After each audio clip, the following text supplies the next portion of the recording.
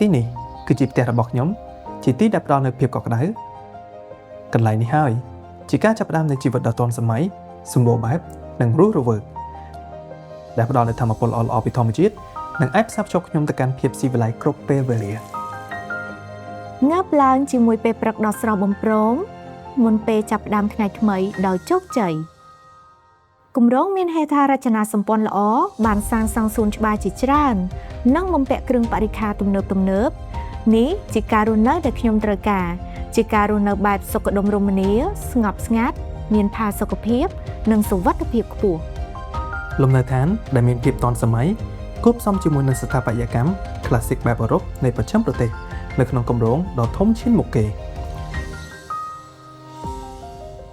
នេះជាទីកន្លែងដែលធ្វើឲ្យចិត្តនិងអារម្មណ៍ទទួលបានភាពស្ងប់ស្ងាត់សេចក្តីស្រឡាញ់និងអាចជំនះទៅរកក្តីស្រមៃហើយនេះគឺជាជីវិតដ៏មានន័យសម្រាប់ខ្ញុំជាមួយនឹងក្រុមគ្រួសារ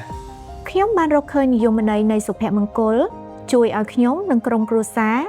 ដើរទៅរកអនាគតដ៏ភ្លឺថ្លាត្រចះត្រចង់យើងមានសហគមន៍ដ៏កក់ក្ដៅអ្នកចិត្តខាងល្អ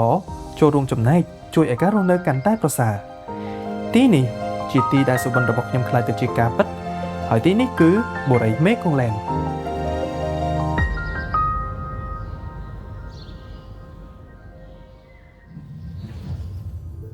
បូរីមេកុងឡែនផ្ដើមជីវិតរីករាយ